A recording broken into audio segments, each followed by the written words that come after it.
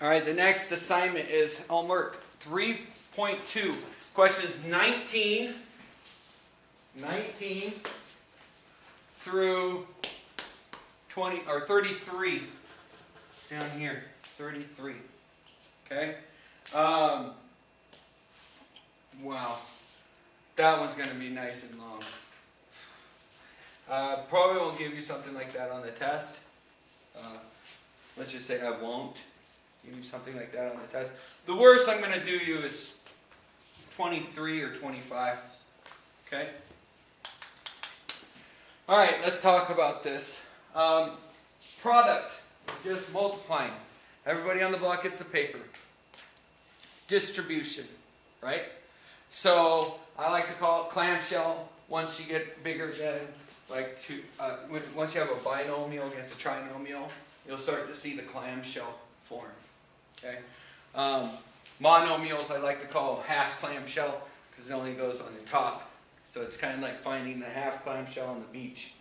Right? So it only goes to the top, it don't go to the bottom. Trinomials against trinomials are funky clamshells. It's like a clamshell on top of a clamshell. It happens in reality, right? So, whatever. Alright, so the thing is, a monomial multiplying a binomial is going to give you a binomial, right? But then once you start doing a binomial with binomials, you should end up with a trinomial. Not always. The most you can end up with is a trinomial. Okay? Well, that's not true. I think so. I think trinomial. So it varies. Alright? So we're going to name these as we do them.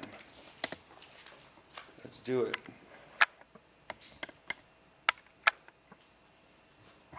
Okay. Number 19. Half clamshell. 3 times 2. 6. X squared times x squared. X to the 4th. It's 2 plus 2. It's not 2 times 2. Right? So, 3 times 9. 27. X squared times x. X3. X3. Yeah. I like to think of it as like how many x's are there? There's 2 and there's 1, so there's 3. Does that make sense? I know it's kind of weird because there's really 9 x's and there's 3 x squares, right? But I kind of like to think of it as it's x times x, and this is x, right? So you'd have x times x times x, which is x to the 3rd. Does that make sense? Okay? And then x, or 3 times negative 6. Negative 18. And x squared times no x to the 0. X squared. X squared. Because it's not 2 times 0, it's 2 plus 0, right? Identity. Okay? Alright, what is this called? Very good. 4th degree polynomial. Alright, here comes your new word of the day. Would it be quadratic? It's not quadratic. You're thinking quad and thinking 4 because a quad's made of 4. But the reason why they call it a quad is because it's a 2. It's not a 4 by 4. It's 2 by 4. So a quad is actually got 2 power. A power of 2 wheels. Right? Quadratic. Right? So quadratic is with a 2. A power of 2. This has a power of 4. What do we call a power of 4? It's a new word. Quartic. So it might have looked like an N when I wrote it. Quartic. Okay? Quartic polynomial. Okay? Quartic is 4th degree. Okay? Alright. Let's move on. Take this, multiply it. So I got 2 times 6, 12. r squared, r cubed. R5. 2 times 14, 28. r squared, R4. 2 times negative 30, Negative 60. r squared, r. R3. 2 times positive 14, 28. r squared, no r. R squared. See how easy that is? It's like cake. I can eat this all day. Alright, here's the hard part. Name it.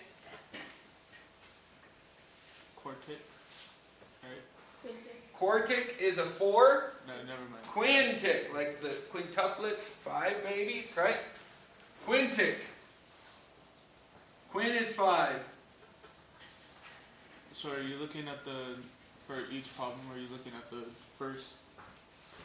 The highest exponent. Yep. Which should be the first exponent, right? If it's not, you got to rewrite it so it goes in descending order, right? 5, 4, 3, 2, or whatever. Does that make sense? So Descending order. highest? Huh? So it always be the Highest to lowest, and it's always the highest, right? And what you learn next year is how many possibilities are there, right?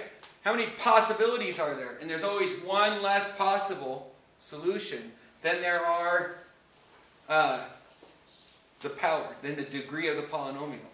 So the total possible solutions here is 4, right? Because what you'll also learn in pre-cal is like when we were talking about taking derivatives, right? Right? I'm going to have 4 possible humps here. And the humps start out smiling, and I should say finish out smiling, right? So it could look like this. So it has 1, 2, 3, 4 humps, right? 1, 2, 3, 4 humps, right? So 1, 2, 3, 4, 5 solutions. Oh, that's not good. Should have 4 humps. 4 solutions. There's 4.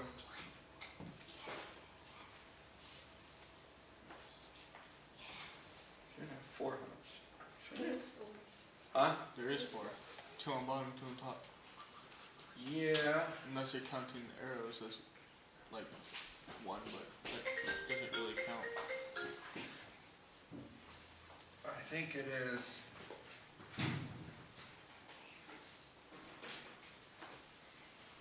Maybe 3 humps then, because there's 4 possible solutions.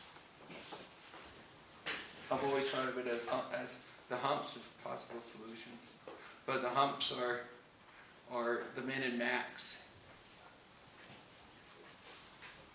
and that would make why cubic is only is also possible 1 hump, but there's no really 1 hump there, and it has a possible. I'll have to dive into that for more understanding on that, but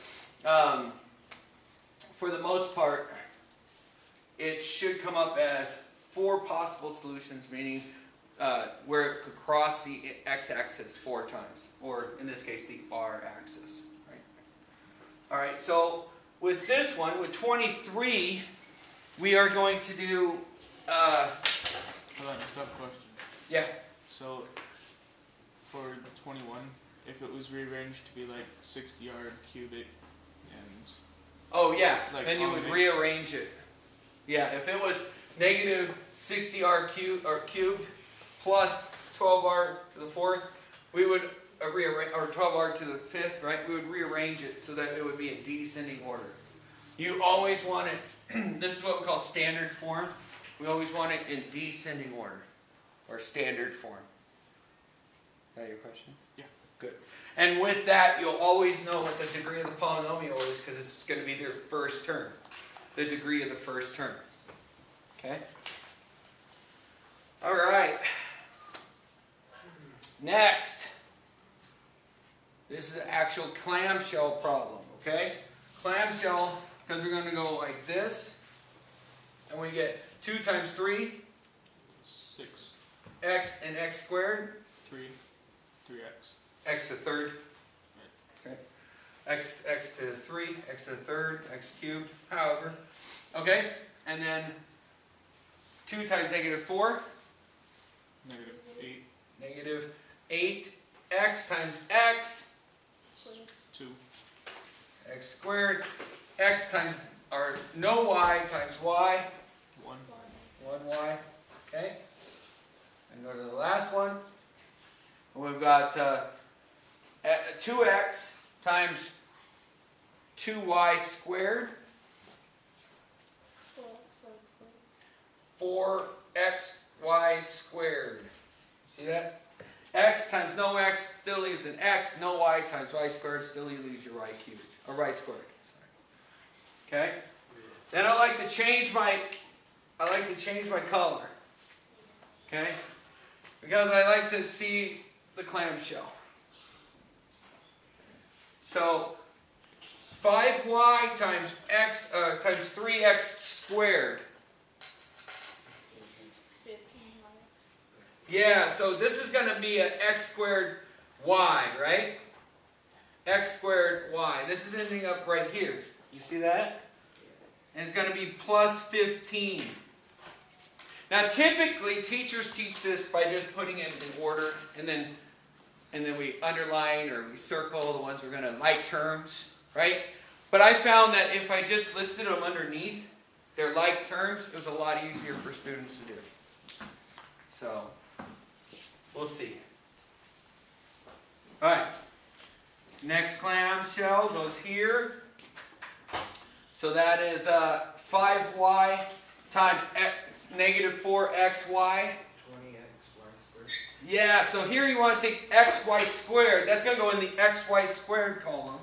So you kind of want to look at your variables first when you do it this way.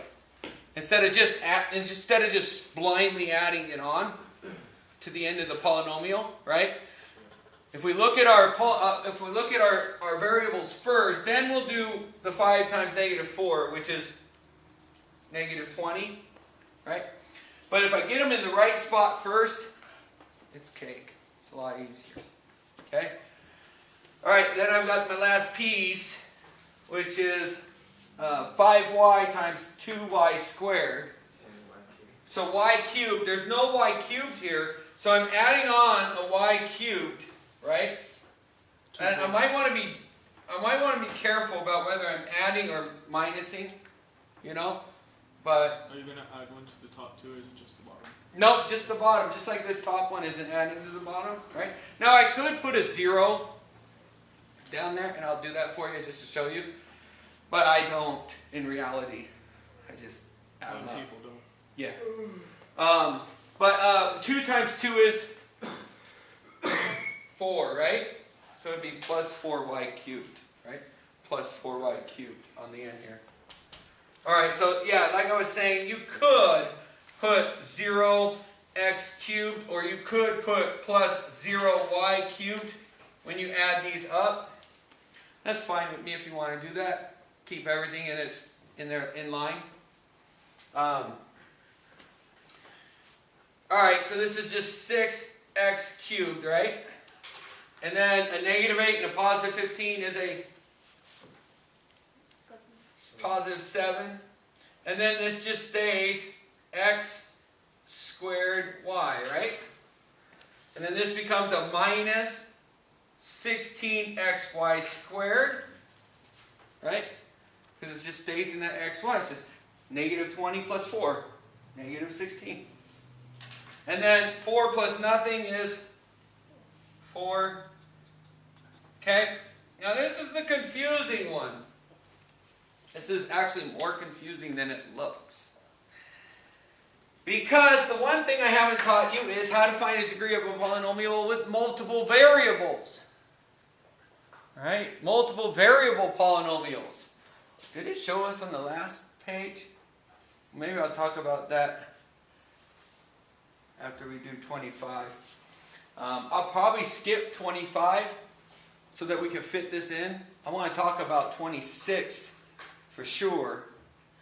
And then we've got to talk about 27, and then I'll let you guys do the rest of them on your own tomorrow, or on Wednesday and Thursday, right, for practice.